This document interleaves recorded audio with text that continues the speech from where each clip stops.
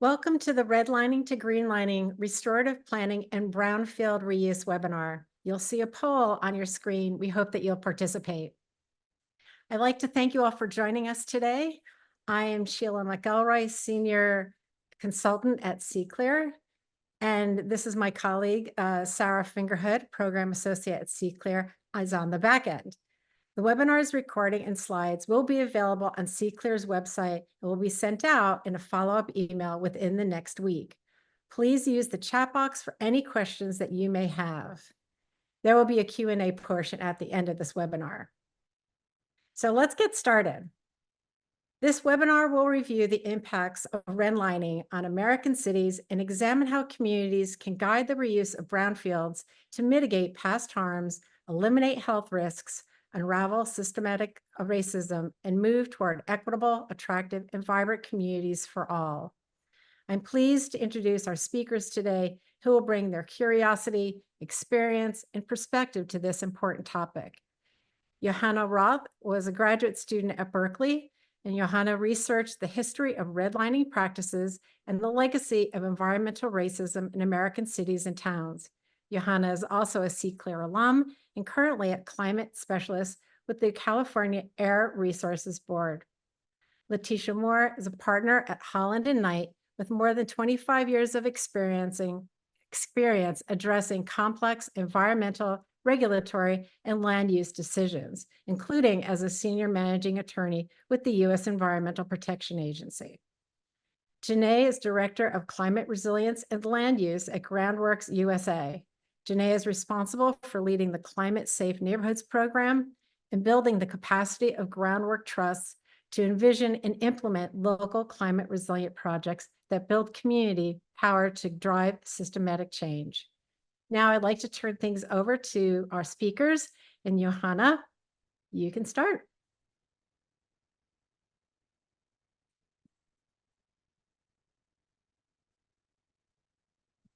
Thank you so much. I hope everyone can see my screen.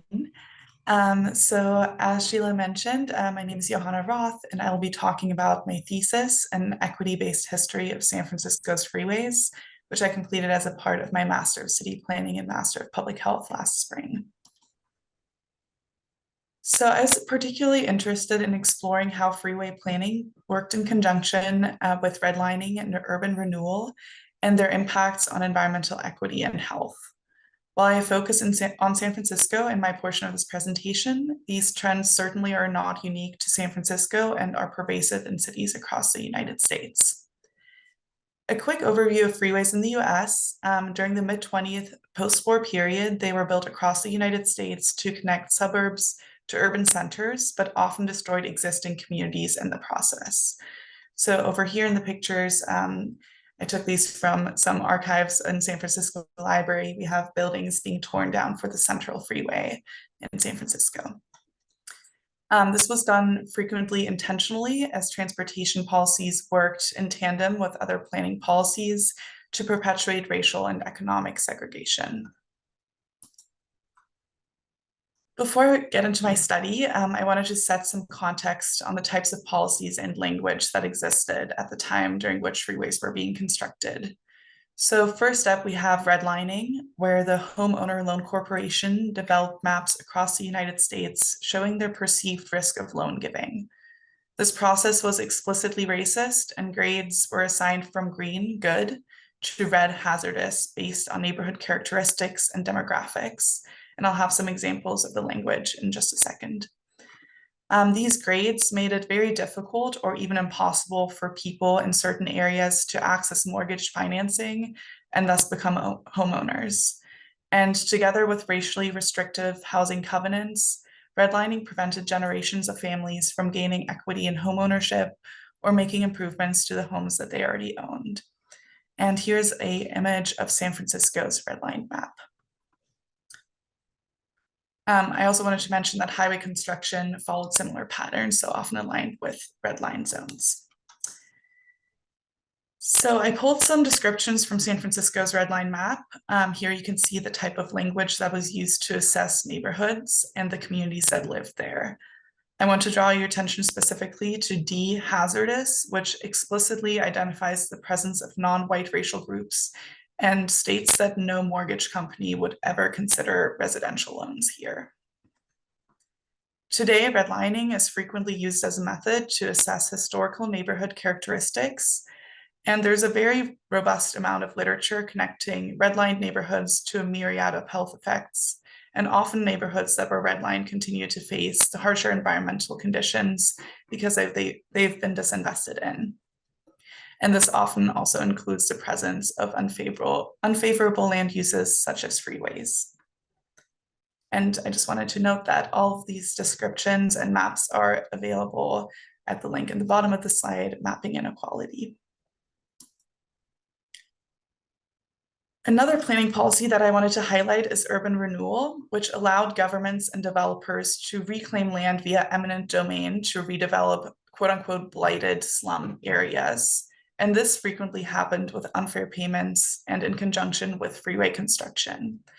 I also wanted to note that blighted in this context was a very heavily racialized term, and urban renewal targeted low-income communities and communities of color. I found this text from 1945 identifying freeways as a tool for urban renewal in San Francisco's Mission District. And this is also an area of the city that was historically home to a large Latin and Chicano population. And the map here on the slide shows areas that were slated for urban renewal in San Francisco, and I overlaid modern day freeways onto them, so you can see that they are spatially very aligned. Here I have a picture of one of the areas that was specifically called out for urban renewal in Soma. So the orange is an overlaid of where the freeway was built. And below you can see aerial images from 1938. In this location, you can see it was already developed. There was an ice cream factory, a school, a baseball field, and numerous residences that had to be cleared in order to make way for the freeway. So this brings me to my research question, which was what characteristics put neighborhoods at a high risk of having freeways built through them in 1950 San Francisco? And to answer this question, I constructed a social vulnerability index using ArcGIS Pro. I summarized whole redlining by census tracts, and I ran logistic regression models to determine the association between social vulnerability, redlining, and socioeconomic characteristics, and the outcome of having a freeway in one census tract. For the social vulnerability index, I used 8 different variables from the 1950 census and combined them into one composite map. So over here, you can see them disaggregated before I combined them into one.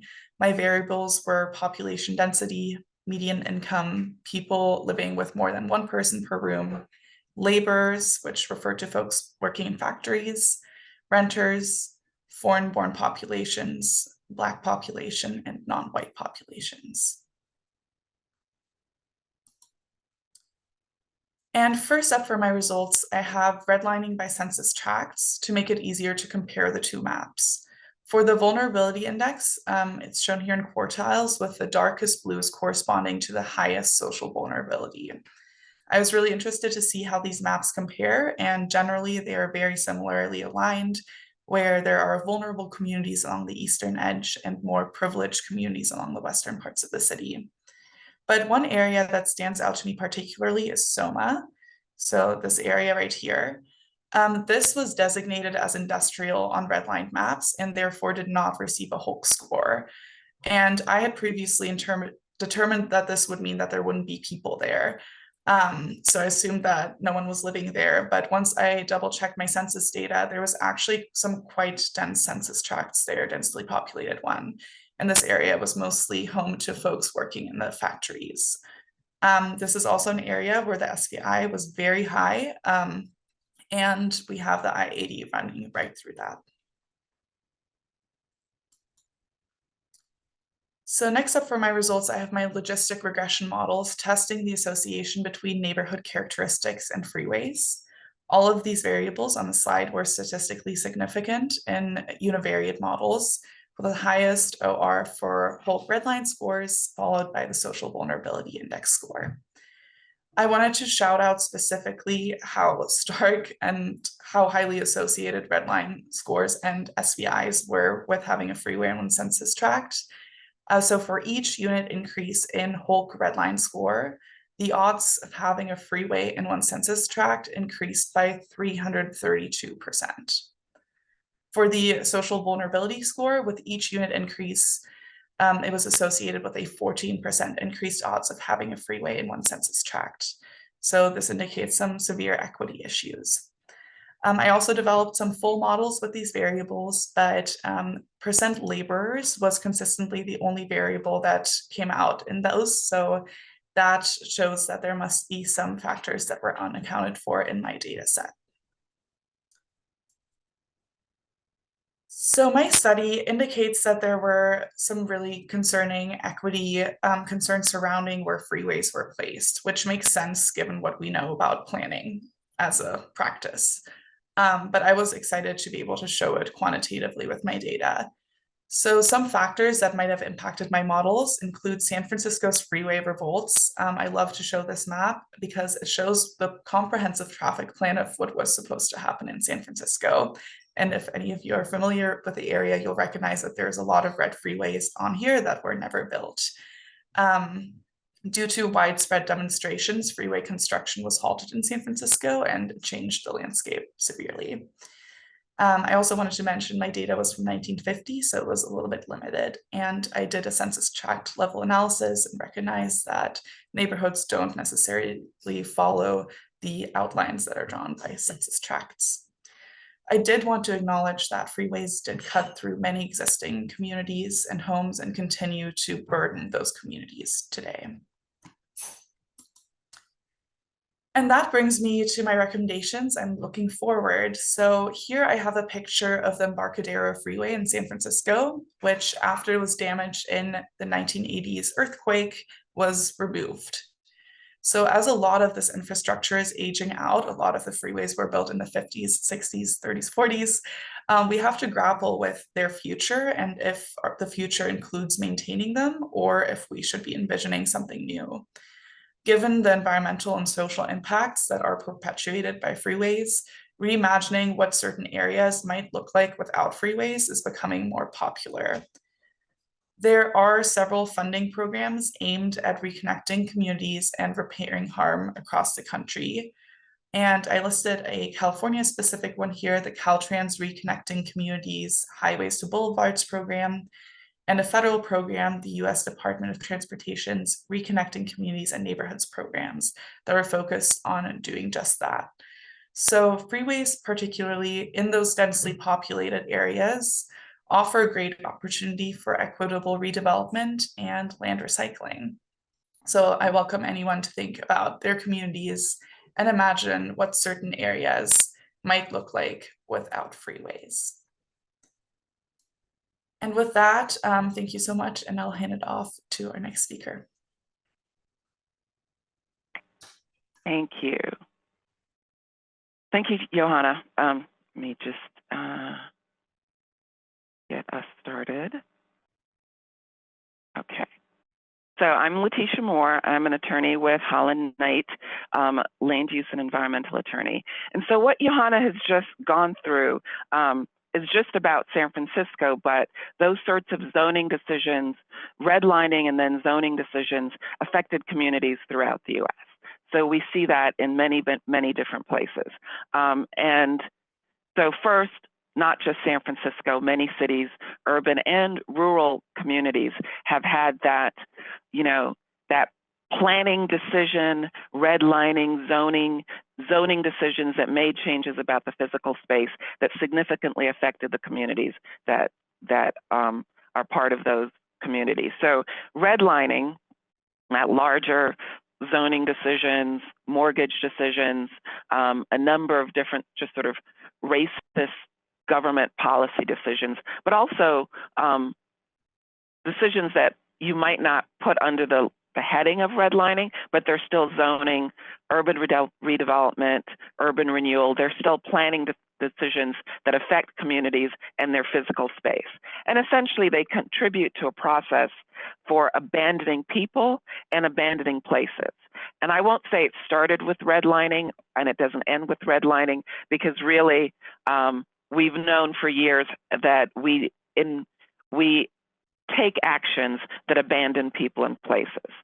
So I'm thinking of the audience today as government and public service folks who are making policy decisions, businesses, developers, investors who are making economic decisions, but also long-term decisions about investing in a community, building something for themselves and for others.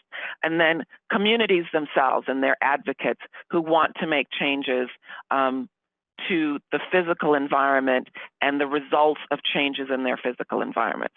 So we're essentially talking about communities that have a problem. And the problem is that they have been abandoned, under-resourced, ignored, right? Over time, there's been progress from the Industrial Revolution all the way through to our current technological innovations, where some communities get things and some communities don't.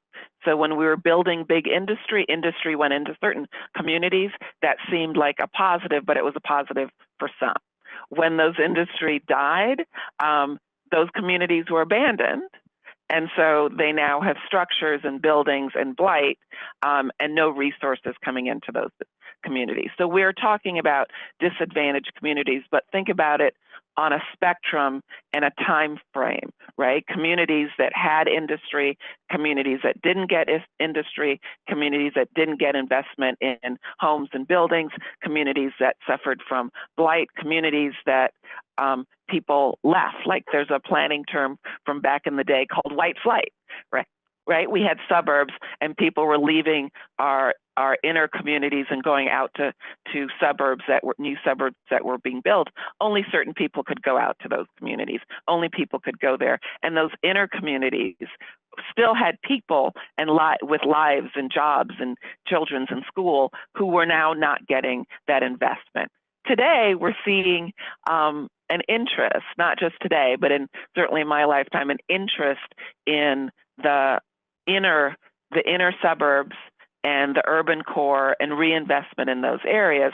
And that also can be done in a way that leaves people behind, that abandons communities, that either you now bring money into the community, but you do it in a way that pushes out the people who are in those communities now, or you bring money into certain parts of communities. And again, it's a pot with only pieces for some, and that money begins to leave.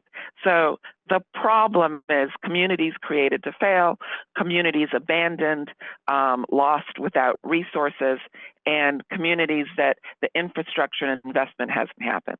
The solution I put forward today is that those communities need to use the system to bring those resources back to their communities, but in a way that they have either the lead in where those resources go, or they have a seat at the table, a place to influence and affect how those resources are coming back into their communities.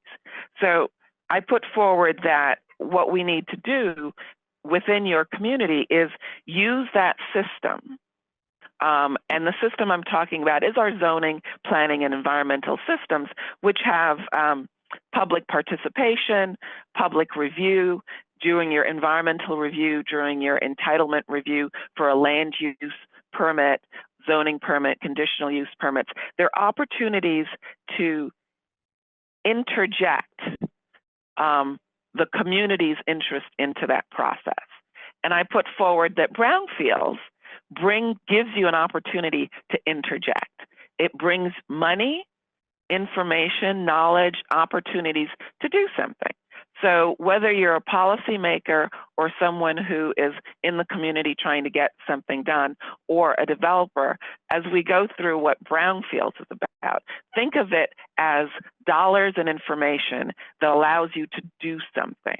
So as a business person, if you're doing something that triggers brownfields and brownfields money with an organization that can trigger those dollars, that's more money coming into your project to do something a little interesting, right? If you're a community member, if you are able to trigger that money or create a situation where money and resources are triggered, you now have, a foot in the door.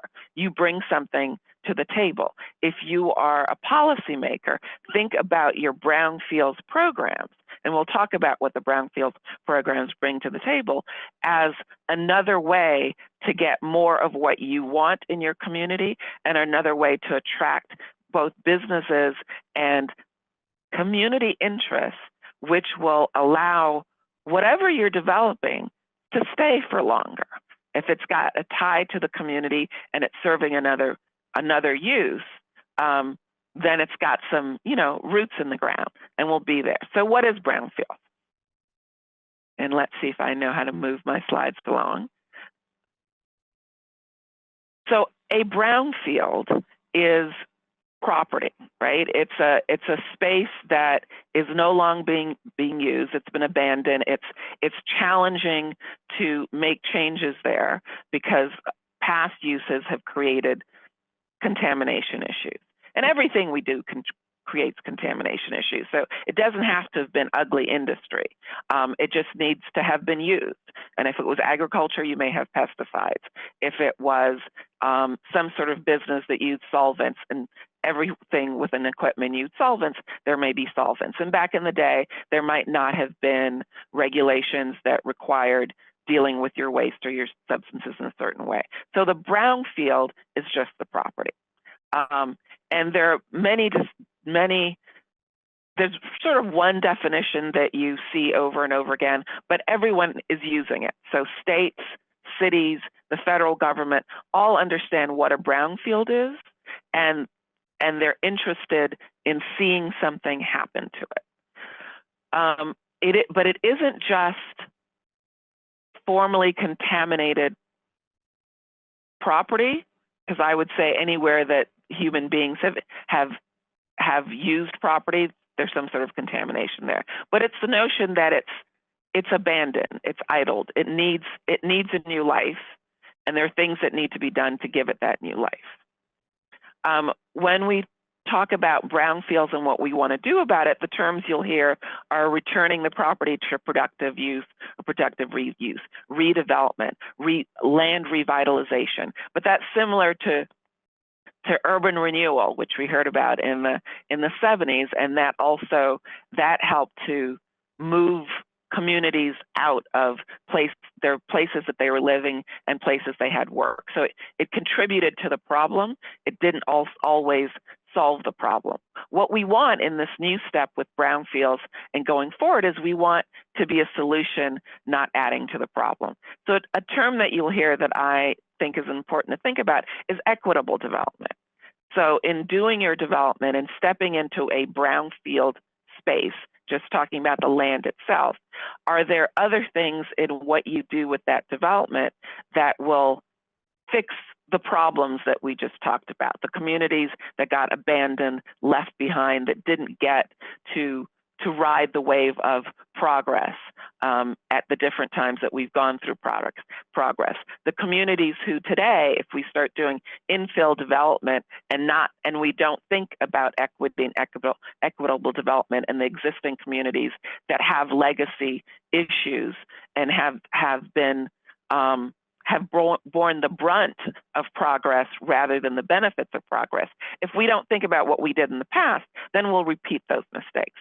Equitable development is a concept for thinking about keeping these sorts of things in mind, keeping the past in mind and thinking about a future where we take everyone with us in thinking through developments and planning for future in the physical space. And one of the things that these are lists of items that if you're speaking with a city or with the federal government or regulatory agency and you say equitable development, these are the things that's saying, okay, if we're doing equitable development, these are the things we should think about. What is not on the list but should be on the list is jobs, businesses. I mean, we're talking about community assets, but part of the community assets should be businesses. It should be banks in your neighborhood and hospitals in your neighborhood and community centers and cooling centers are there, but also just the businesses where you can shop and work and bring income into your community that makes it lively.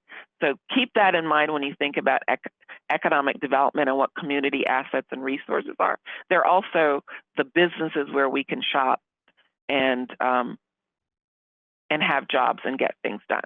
So, but brownfields is not just that property, right? Brownfields are also programs, and that's where the magic is. That's where the money is. That's where the resources is. So cities, the federal government has a very large federal brownfields program, and I will talk about that.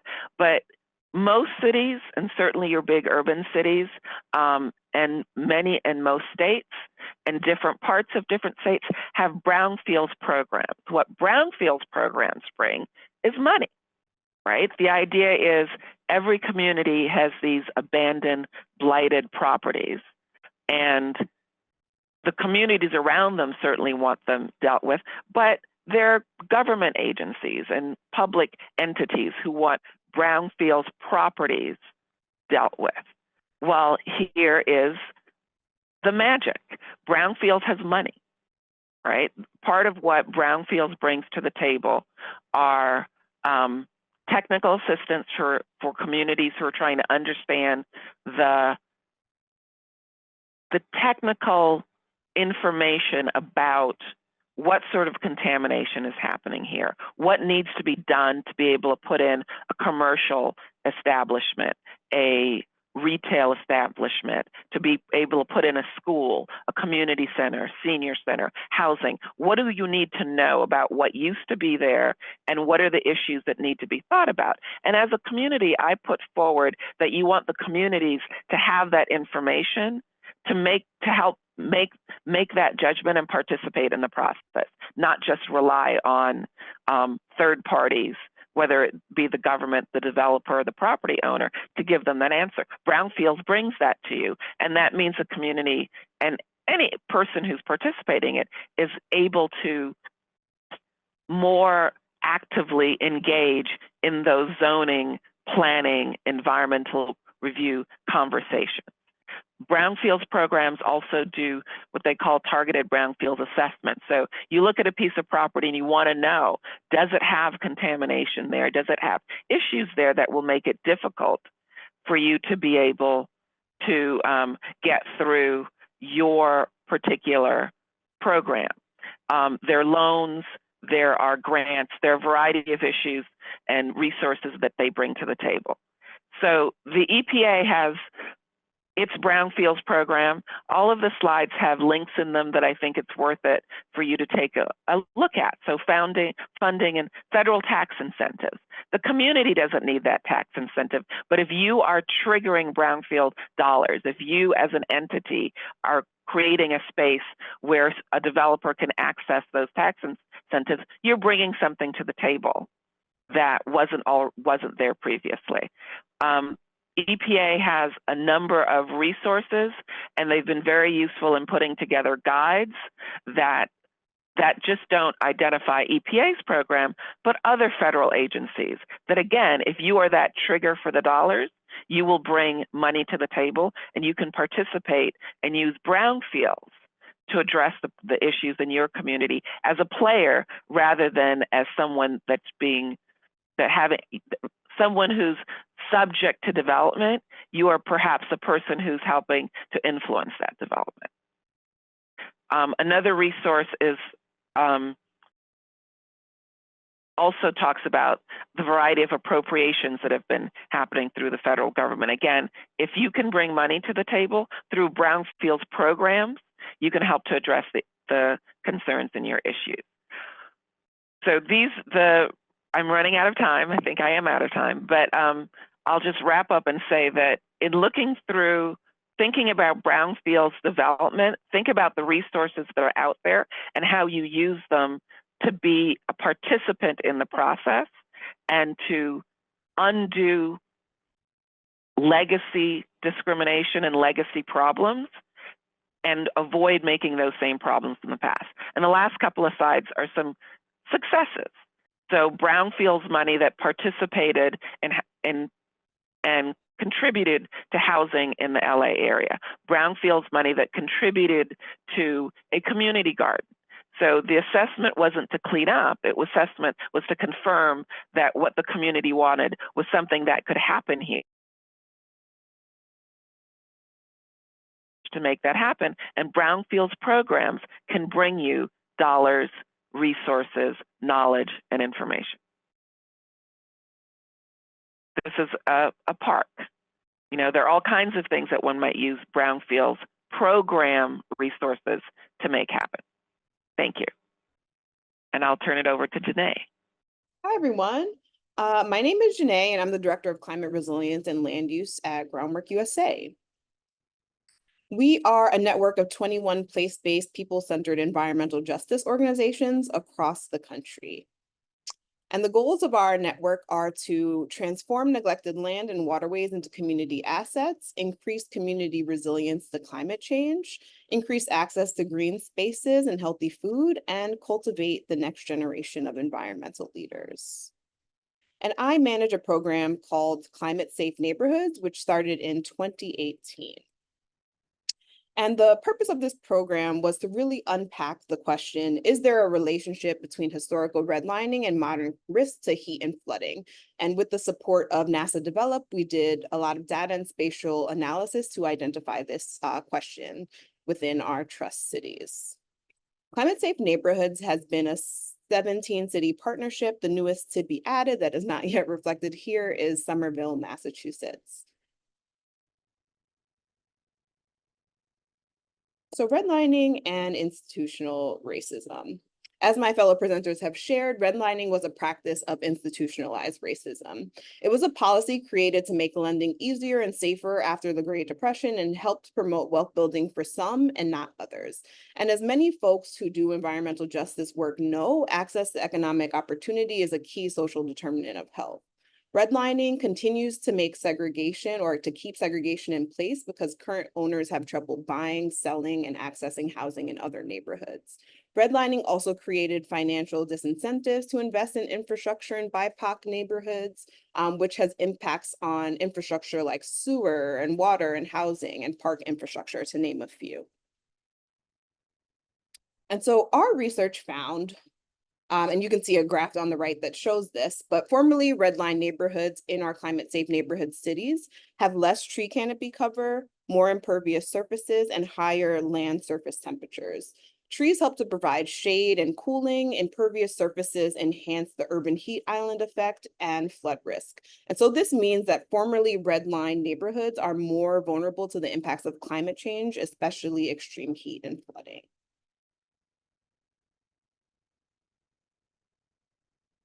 The problem that redline communities have is that they've experienced disinvestment and face more environmental burdens, and these inequities can be felt locally on the ground today. And so, for example, in Elizabeth, New Jersey, one of our CSN cities, summertime temperatures are between 5 and 20 degrees hotter in redline neighborhoods than surrounding greenline neighborhoods. And that's a big difference that can be felt, especially, for folks working outside and vulnerable populations as they navigate heat waves, to really experience these differences that their nearby greenline neighborhoods do not experience. And so redline communities today across the US, about 20%, almost 50 years, today, almost 50 years later, after the practice of redlining was outlawed, 75% of redlined neighborhoods are still low to moderate income, 64% are still BIPOC neighborhoods. And these disparities have led to impacts on wealth and income inequality, air, water, and noise pollution, health disparities, and green space access. And so to address this, we created the Climate Safe Neighborhood Partnership that has a three-pronged strategy. The first is around unpacking history and understanding why our neighborhoods look the way they do and exploring that relationship between institutional racism and the climate crisis. The next phase is around prioritizing changes and working with communities to prioritize and implement data-informed, resident-led changes in the built environment that support local climate resilience. And the third phase is around intervening in systems. So this is around organizing and building the capacity of residents to self-advocate for more equitable distribution of resources by intervening in policy, planning, and local systems. Climate Safe Neighborhoods is a 3 to 4 year partnership. In the first year, trusts are unpacking history and asking questions like, why do our neighborhoods look the way they do? Who are my people? What are the changes they need? And why hasn't that change come about yet? In the second phase, which is about prioritizing changes, the focus is on capacity building. So there's paid resident engagement that shows that we value and honor lived experiences of folks that are most directly impacted in identifying the issues and the solutions at the local level. There's training to demystify how planning and policy systems work. Residents are being engaged to understand their priorities and different opportunities at the local level. They're engaging in stakeholder analysis, power mapping, alliance building, and they're learning about climate interventions and how they can be used to address their concerns. There's also a big emphasis on community science to build data-informed solutions and strategies. In years 3 and 4, the focus is on identifying levers to influence systems change to actually shift resources in the long term to disadvantaged communities. In this phase, residents are self-organizing and advocating for the changes they'd like to see. And some examples of what this has looked like across our CSN network, it's really getting residents in participation where they can have a seat at the table. So this can look like community boards that make decisions about resource and funding distribution. It can mean showing up and testifying and advocating in municipal planning processes, or it can even mean creating new seats at the table, like creating a youth mayor's task force to ensure that youth voice informs local climate priorities. Another key component of the Climate Safe Neighborhoods program is demonstration projects, which is where the trust cities are installing data-informed, resident-driven, and approved climate adaptation infrastructure each year. These demonstration projects help to build trust and relationships with local communities and show them that their priorities are being heard and that change is possible. So many demonstration projects have a community stewardship component where youth and residents are paid to install and maintain green infrastructure. It also helps the residents to have ownership over local solutions. Some demonstration projects have included tree plantings and cool roofs, as well as installing urban agriculture infrastructure. I want to share a case study from Groundwork Milwaukee, which is one of our CSN trusts that I work with most closely. And for their CSN work, they focused on the community of Metcalf Park, which is a predominantly Black and low-income neighborhood in Milwaukee. Metcalf Park is a post-industrial city with many vacant lots and brownfields, and Groundwork Milwaukee identified brownfields as their systems change intervention point to advocate for resident climate and community priorities. They identified EPA parcels of concern, mapped heat and vulnerability indicators to really tell the story of Metcalf Park and how its disinvestment has led to their existing climate vulnerabilities today. They convened an intergenerational climate action group to impact the assets and challenges present in Metcalf Park. The residents in this action group learned about brownfields and climate change and nature-based solutions. They had a mix of capacity building trainings to develop skills to support their organizing and advocacy, as well as field trips and site visits to visualize the different local issues and opportunities for nature-based solutions locally. They then shared this knowledge back with the wider Metcalf Park community, working closely with an organization called Metcalf Park Community Bridges, which is a resident-led community organizing profit that for many years has been building power within Metcalf Park around economic and health justice. And they were interested in bringing more of a climate justice lens to their work. And so this partnership felt really, really good and supportive of the existing work on the ground. The Climate Action Group residents did multiple community outreach and engagement events to teach back what they have learned about brownfields and how they can be an intervention point for local climate action. The Climate Action Group, with the support of Deja Gardner, who was the local CSN coordinator at Groundwork Milwaukee, they prepared a community visioning session to learn more about what resident priorities are and what local climate solutions they were interested in seeing. Then the Climate Action Group facilitated and hosted this visioning session where residents voiced their priorities. Some of the priorities that they heard back were planting trees to beautify vacant lots, encouraging affordable and sustainable and resilient housing, expanding access to healthy food and fostering a culture of healthy eating, as well as providing opportunities for youth engagement and green workforce development. Right now, they're in the phase of working to identify where the 4 brownfield sites that they identified as priority areas, how they can support existing community-driven planning processes, and like I said, a history of community organizing locally. So these brownfield sites, they're looking at how they can contribute to support groundwork that has happened, including advocating for a Metcalf Park Community Land Trust and a youth art park and bike lanes along the 30th Street Industrial Corridor, where there's a lot of vacant industrial infrastructure. They're also advocating for new and improved open space and recreation areas and vacant lot improvements, as well as economic development. They're interested in this idea of a center for urban agriculture or food innovation, where folks can have access to local green jobs and also address local food insecurity. And so the next phase of this work is for them to engage a technical assistance to brownfield provider to support them in moving from assessment and planning and into implementation.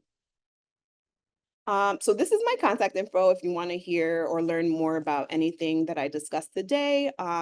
I'm going to get the support of the CCLAIR folks to share these links in the chat if you want to learn more about climate safe neighborhoods. I also wanted to make a plug for our nonprofit Brownfield and Equitable Development Technical Assistance Program. We are about to kick off a nonprofit coaching cohort this fall, where we'll be working with nonprofits who are interested in using brownfields as a way to address community needs and build more local community assets. So if you're interested, I encourage you to check out our website and sign up for our newsletter to stay up to date on how to get involved with that nonprofit coaching cohort. Great, and thank you to all our speakers. That was amazing. Just a reminder that these slides will be shared after the webinar. I know everyone's anxious to get to questions, and I would like to take just a few minutes to ask our panelists, ask our speakers to kind of, you've all seen one another's presentation here, and was there anything that inspired you or that you want to build off of one another or ask one another before we open it up to the larger audience?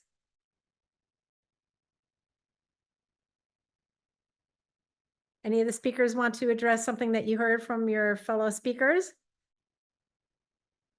If not, we'll go to we'll just go to questions from the audience. All right. Oh, sorry.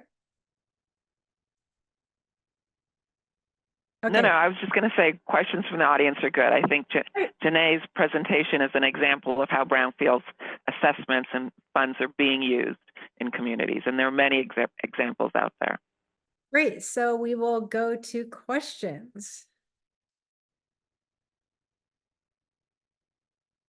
Oh my goodness, there are a lot of questions in the chat. So I know that Sarah and Lou Jane are looking at some. I'm just going to pull one up that I see. Oops, sorry. Oh, well, a great comment that climate safe neighborhoods are doing a great community driven work. Yes, that is very true. That's wonderful. Lots of thank yous. And so I think there was a question about the difference between the federal and the state brownfields programs. Yes, I was just so thinking. Yeah, so for each, so there's city programs, there's state programs, and there's federal program. The federal program is obviously quite large, and the federal program, there's EPA's brownfields program, which again will provide brownfields technical assistance, where it allows you to contact with technical experienced folks to help you answer questions. It also provides a brownfields assessment, so that they'll actually go assess the property to see what sort of contamination issues you need to deal with. And then there are grants and low interest rate loans to help either develop properties or do cleanups. Most state and city brownfields programs have those elements. They have loans and grants and the ability to put money towards cleanup or to assessment of properties. And depending on the particular programs, and you want to look at your city or look at your state to see if it's only to a government agency or to a nonprofit, or they're also involuntary cleanup programs. For example, in California, we have voluntary cleanup programs, and those are essentially also can target into brownfields type funding to get low interest loans to be able to do those cleanups to move those projects forward to actually have development. Were there other? Yeah, there we have. Anyone want to add to that?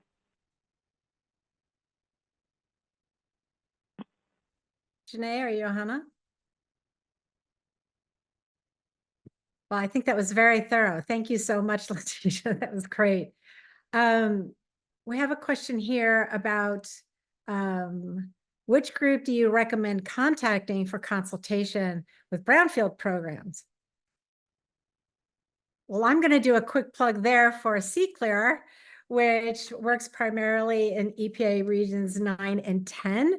But if you are outside of regions 9 and 10, you should check with the EPA district and also look to see who is the technical assistant provider in that location. And you can find that on the EPA website. And as I mentioned in my presentation, Groundwork USA has a nonprofit technical assistance program. We focus more on the environmental justice community engagement side of things, rather than sort of technical, like what's the contamination, what's the risk questions. So yeah, if you're interested in brownfields and want to reach out to us and you're a nonprofit or community group, yeah, you can reach out to me. Awesome, thank you. I just saw, this is a great question. Can a nonprofit ask for eminent domain on a property? Does anyone know the answer to that? They cannot. Eminent domain is a government action and a difficult one. Certainly a nonprofit, an organization can approach a city about, or a county, the jurisdiction about whether eminent domain is the answer or for a particular obstacle towards development, but it isn't something that a private or a non-governmental entity can enter into. And eminent domain is, yeah, it's challenging, but no, it needs to be a government entity. I do know of an example back in the day where in Massachusetts, an organization called the Dudley Street Neighborhood Initiative was given eminent domain power. Oh, someone's putting it in the chat. Yeah, by the city, and we're able to start a community land trust that way. But it is, yeah, not something that's easy to do in our current political context. But I would encourage reaching out or looking into the Dudley Street Neighborhood Initiative case study of that. Very cool. We have one that says, I come from a federally recognized tribal government in which we have a nearby lithium mine, Tracker Pass project. We plan on eradicating free lead and asbestos buildings with the mine in process to take place. What can brownfields do to be part of this process? There's a lot there. So brownfields resources may be used to help. I would think you would look at brownfields for technical assistance, for assessment resources, and then perhaps for grant or loan funding to actually do either the cleanup work or any further post-cleanup work. But I would both connect with, for a federally recognized tribe, definitely connect with EPA and also look at those resources to see if there are other agencies, BLM or other agencies that also have brownfield funds that they are supposed to be spending, because that's part of the issue. There may be appropriations into brownfields programs at different levels, and those funds are not being used. They should go chase them, right? And I say to, I'm a former EPA attorney of 25 plus years, to my former government colleagues, make it easier for people to find, tap in, and utilize those funds, because they won't be used for anything else if they're appropriated and they're there. and they don't get used, they just disappear. So at the state and the government level, go tap in and find out what they have. But in this instance, technical assistance, I think, would be excellent. Assessment funds, and then grants or loans to do cleanup or post-cleanup activities. Yeah, kind of that capital stacking, pulling resources from different areas. Love it. We have a question that asks, somewhat related, how can brownfield redevelopment assist wealth creation in urban communities? I can start, and I would love my other brownfields experts to support me. But I think wealth creation can be looped in like sort of the development of the site as well as the end use of the site. So I'm thinking about, for example, if there is a development on a brownfield, you could potentially work with a developer who is interested in local wealth creation and you know, sort of more interested in environmental justice. There can be different agreements to hire locally to build and develop on that site. And then I'm thinking about like an end use, like one of our groundwork trusts is building a composting facility that will, you know, be used to hire and create local jobs for folks who are from the neighborhood. So yeah, you can also think about what the end use is and how that can be used to bring in wealth locally. Awesome. So Yeah. that's great. And another aspect of wealth creation is home ownership. And so if you can work with affordable housing developers and you can bring brownfields dollars to deal with the assessment and cleanup and all those related environmental issues, then you don't need the housing funds that one can pull from different places to do that sort of site preparation work to be able to build. So you lower the cost of doing those sorts of businesses. But also wealth creation can mean you're already in a community where you have home ownership, but it's a community that hasn't been getting the investments needed. So you want to bring in businesses and jobs generating uses. Again, brownfields will bring that extra money to do that site prep, right? Deal with those environmental issues, bring brownfields in to do that. And if you're adding, you know, a community center or a childcare center or a children's park, perhaps brownfields will bring money, loans or grants in, not just for the cleanup, but for the building of that piece of it. So making your community more attractive, able to bring in dollars for the people who are already there, as opposed to needing to move people out and move something new in. So those are some ideas along what Janae said about, you know, what is the ultimate use and what is the work that needs to be done to get from here to there. That is, I have a couple of questions, but this one I see kind of on the coattails of that. How can developers work with communities to build or reuse properties that meet current needs without ruining the character of neighborhoods and displacing residents?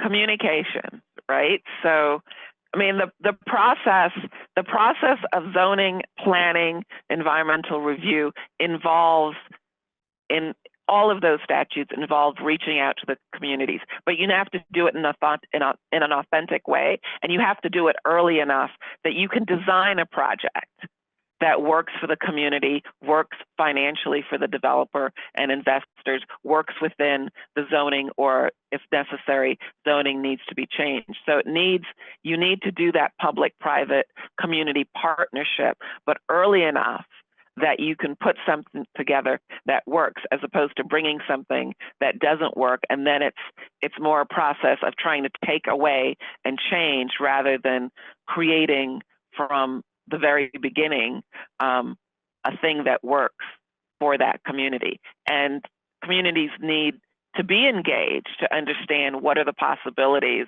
what are the options, and what are the challenges, and where, if you're doing a public-private partnership, you may be able to do OPM, use other people's money, government funds, to get to where together you want to get in terms of what you've designed. Yeah, I also Renee? wanted to make a plug for a recent guide that CClear, Center for Creative Land Recycling and Groundwork USA have just released around how to advance equity in land reuse. And it is really meant to support practitioners in centering equity and community needs and how to do equitable engagement to make sure that you're aligning your project with community needs. So I'd recommend checking out that resource, which also has some resources around preventing displacement as well. Great. And I put forward that, sorry, planning is a long-term process. So, you know, each project should take you a step further as opposed to trying to solve it all at once, because I feel like sometimes we get in the way of a community being able to have benefits, because as regulators or as commenters, we say, well, it doesn't solve everything, and so we're going to stop it, right? We didn't get here in one day in one project, and we're not going to get out of it in one day in one project.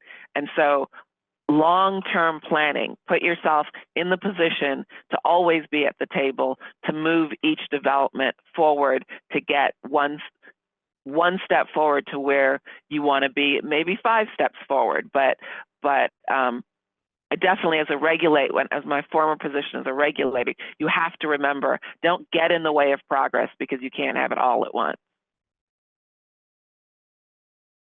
Excellent. And there's a question here that, let me see if I can find it, which is, how can a city, where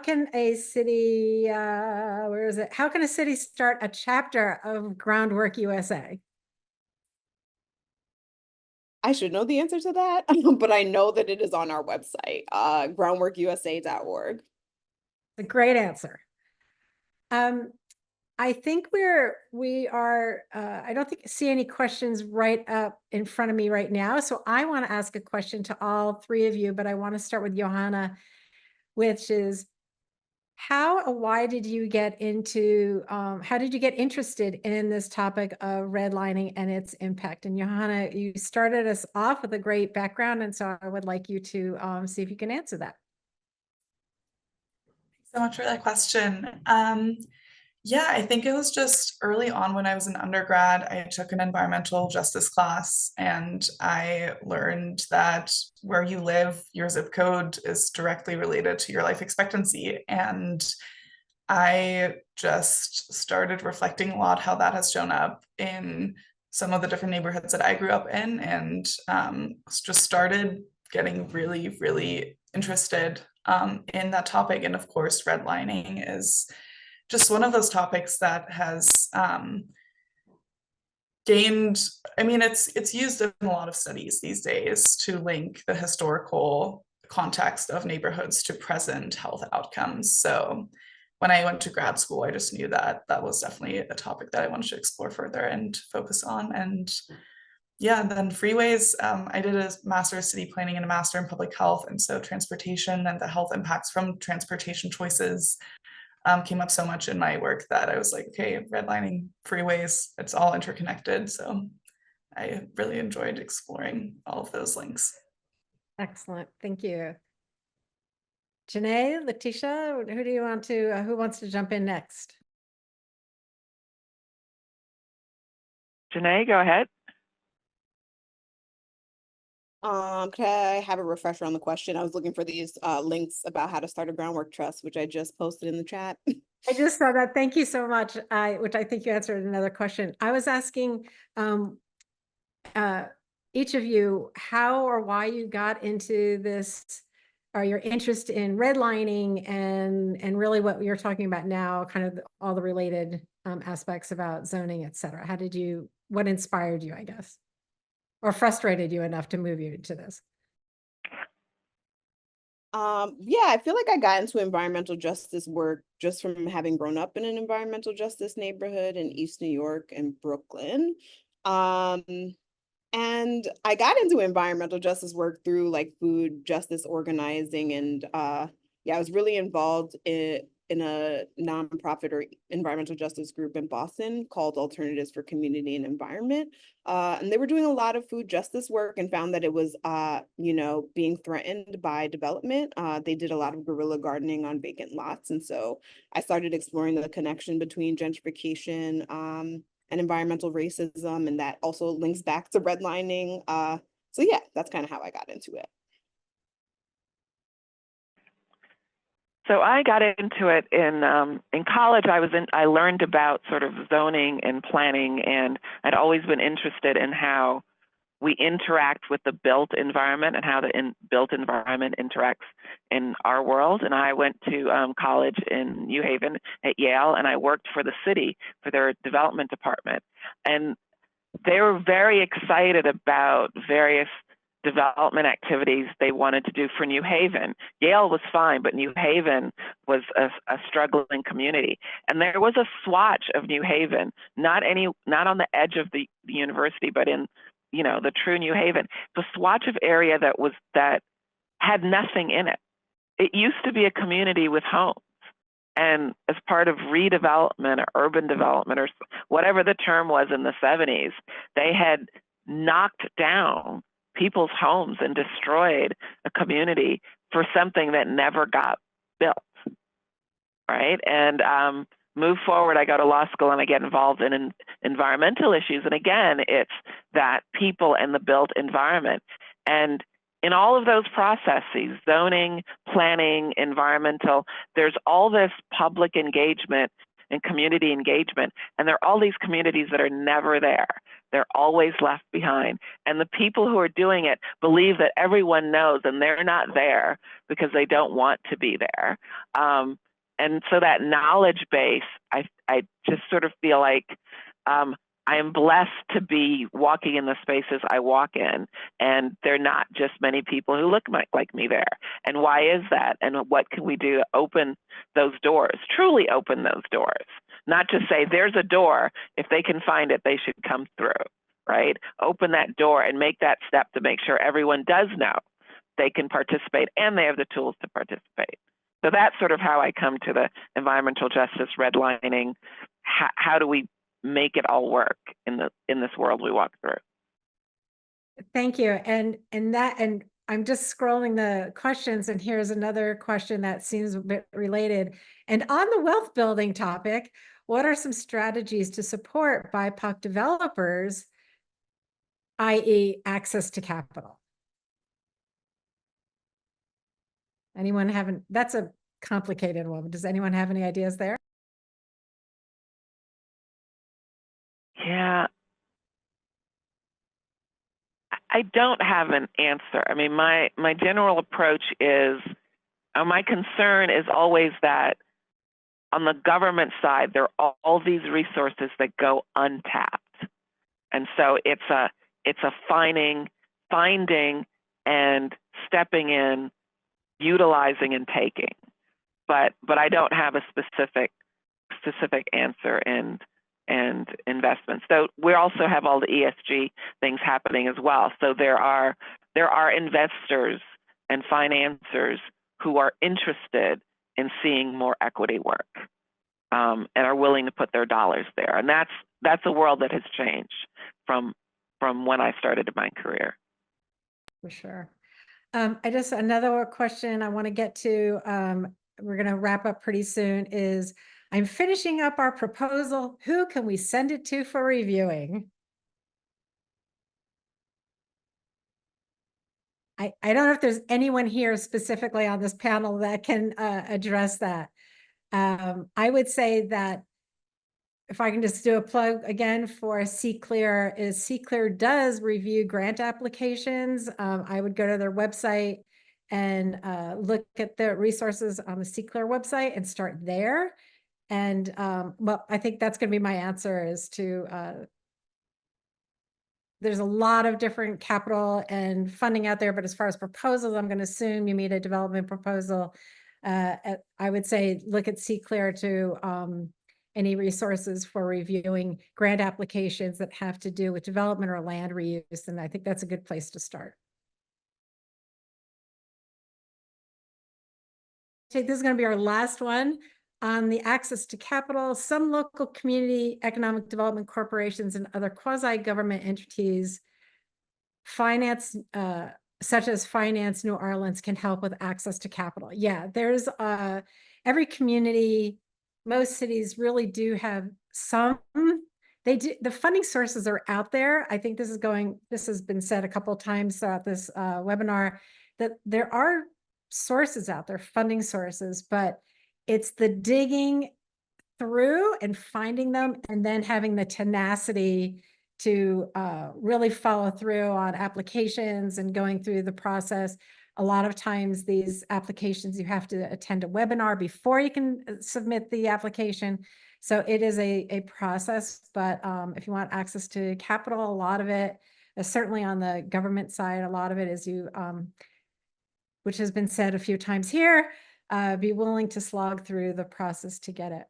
Does anyone? And that's why, and Sheila, let me just say, that's why partnerships are important, right? Partnerships with organizations that are focused in this area, partnerships with entities that have that experience, so that together you can slog through and also use your resources and information sharing to make things happen. Those partnerships are very, very key across the public and private spectrum, because unfortunately there are obstacles in the way, right, to get from here to there, but there is a there, and I maintain that there are resources in that there, but there are doors and walls and fences to knock down, and a knowledge that has to be grown. And so building those partnerships, finding out who's done it, who is doing it, who makes it their business to pursue grants and track them, and the resources that are available to tell you where you can go and start knocking on that door and knocking down that fence and knocking down that wall. It's that those connections and partnerships are very key. Absolutely. I'm not sure how one does it without it. Janae or Johanna, did you want to add anything to that? Yeah, I agree on everything that everyone has said. This has been such a great webinar. We've had wonderful questions, and you've covered such a complex, complicated, and multi-layered topic. Thank you all so very much. I think we're going to wrap it up. And as a reminder to everyone that we will have, you will be receiving an email with links to this recording and other resources. So thank you all so very much, and we appreciate it. Don't forget to go on the CClear website to search for some resources, of which there are many. And we thank everyone for attending. Thank you all very much. Thank you, Sheila. Thank you, Sheila, for inspiring us to do this. You're very welcome. Thank you so much.